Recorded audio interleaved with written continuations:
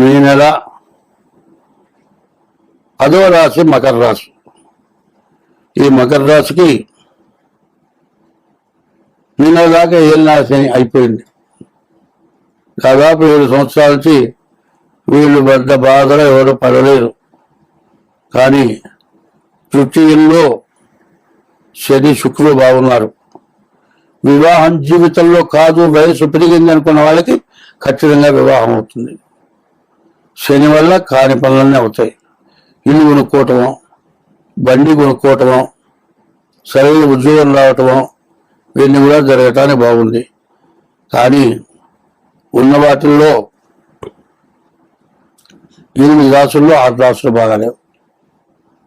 ఈ 6 రాసులు ఎంత పనిచేస్తాయో చూసుకోండి. మనిషికి 9 గ్రహాలు ఎట్లా ఉన్నాయో మనిషి కూడా 9 బెజ్జాలు ఉన్నాయి. 2 కళ్ళు 2 బెజ్జాలు, 2 ముక్కులు 2 బెజ్జాలు, మొత్తం 4, 2 చెవులు 2 బెజ్జాలు 6, నోరు 1 7. ఈ తలగా దగ్గర పై భాగాలే 7 ఉన్నాయి. 8దో దిది, 9దో దిది.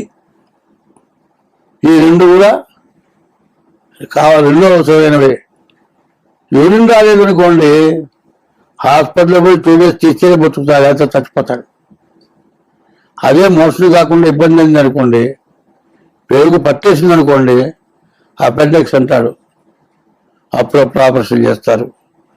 వీటిల్లో ఈ 9 భాగాలు ఏమైనా పెడతాం. కళ్ళు వినపడలేదు, ఏమైనా చేయగలవా?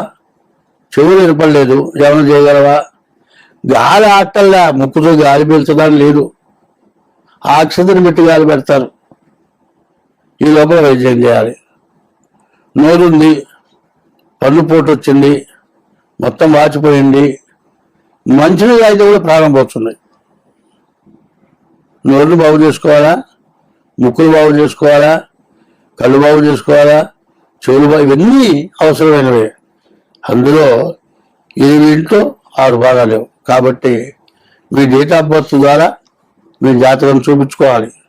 చూపించుకొని మీరు శుక్రుడు, శని ఈ గ్రహాలని మీరు ఉపయోగించుకోదలుచుకుంటే మీ డేట్ ఆఫ్ బర్త్ ద్వారా మీ జాతకం చూపించుకోండి.